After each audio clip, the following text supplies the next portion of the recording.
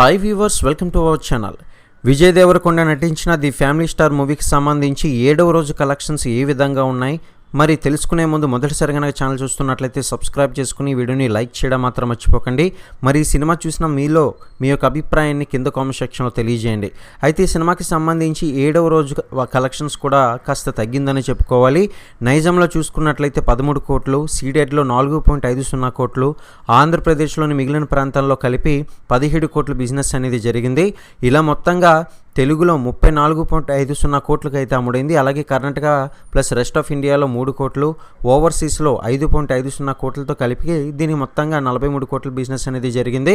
చాలా కాలంగా సరైన హిట్ లేక ఇబ్బంది పడుతున్న విజయ్ దేవరకొండకి ఈ సినిమా కూడా కలెక్షన్స్ పరంగా కాస్త నిరాశపరిచిందని చెప్పుకోవాలి.